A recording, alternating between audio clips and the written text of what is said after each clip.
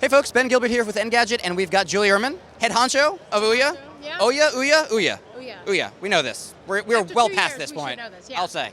So we're here to talk about, I don't know what we're here to talk about. We're here to talk about Ouya in 2014. We know there's a new initiative, Ouya Everywhere. Yep. Maybe let's start there. What is Ouya Everywhere?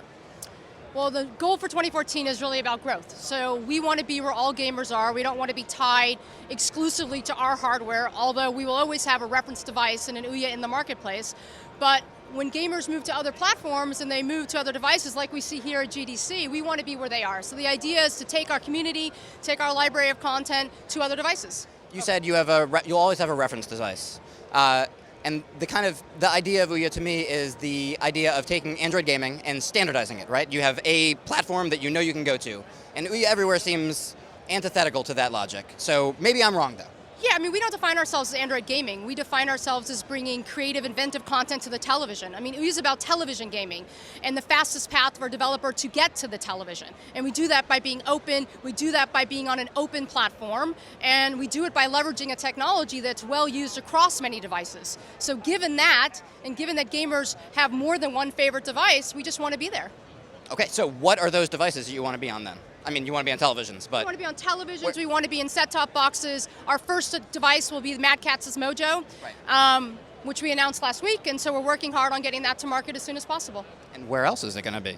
Many more places. So we'll presumably hear those places soon, or Absolutely. Something like that? Good, Yeah. Good. Okay, so I guess what does this mean for Ouya though, right? Like if I'm a developer, and I'm making a game for Ouya, and I know what the Mojo has hardware-wise, I know what the original Ouya has hardware-wise, Sure. but I might not know about what other devices Ouya might end up on, and how do I develop for that, right? Like, is there a baseline for this is the minimum specs that I need to have, or that I know that I can run any game on, right? Yeah, I mean, I think anytime you want to focus on multiple devices, you have to have minimum specifications. Sure. But the one thing that Ouya does a really good job with is including our developers in the process. So when we think about another device, when we think about migrating, how do we do it in the right way? How do we limit fragmentation? And when we sort of put the line in the sand, we'll do it with the support of the developer community, so we don't expect anything to be a surprise. There's a Tegra 3 in the Ouya, the original Ouya.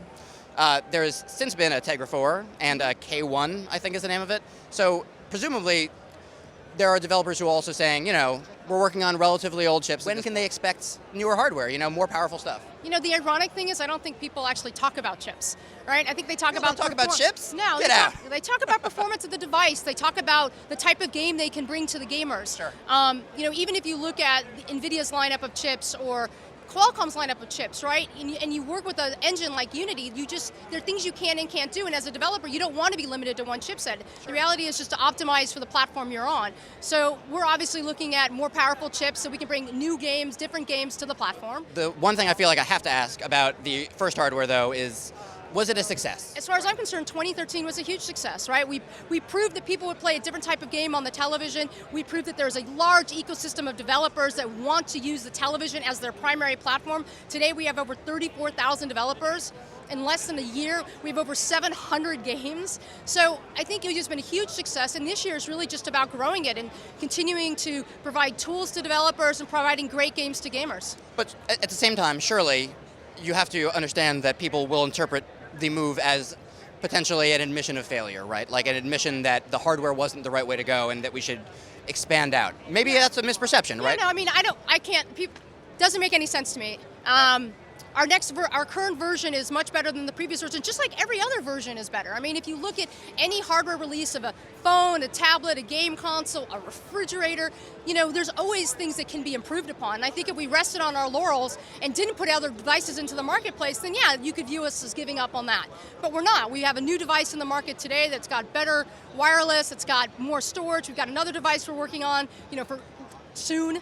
And then we're going to other devices that, arguably are great in their own right, that are maybe more powerful, like a Mojo. So games that want to come to Ouya, but may not run well, let's say on a Tegra 3, well, they can be part of the Ouya experience on Mad Catz' Mojo device. As far as I'm concerned, it's getting to gamers, right? Sure. I think it's almost egotistical to think that you're only going to want to buy my box. Well, you might not want to buy my box, but you might want to experience Ouya games, so how do I make that happen? And that's what we're trying to do. I'm under the impression that there was a motion camera in development for Ouya at one point that may or may not exist anymore. Do you have any comment regarding that? we didn't personally focus on building a motion camera. I mean, our focus has always been on the console and controller. The thing about Ouya, though, is that it's open and it's Bluetooth, so you can pair accessories and peripherals to it. We've talked to a number of partners about optimizing their hardware for Ouya, but it's just not a focus of ours. So I don't know where that rumor came from. I guess the bigger picture question would be, is there an interest in peripherals on Ouya? Absolutely. Right? It's just not what we as a team are focusing on internally. Okay. We want to build the community and the games. Okay, so hopefully we will see some new hardware soon. We are a hardware site, so I have to be constantly pushing for that. We are still that's a our hardware that's our company. thing. Yeah. So I'll look forward to hearing from you more about that in the coming months. I hope. I hope so. Well, thank you very much, Julie. I appreciate it. Thank you, Internet. Take care. We've been doing a lot of other things at the same time, which we're just getting ready to unveil here tomorrow at GDC. And let's move on to those things, right? So you guys are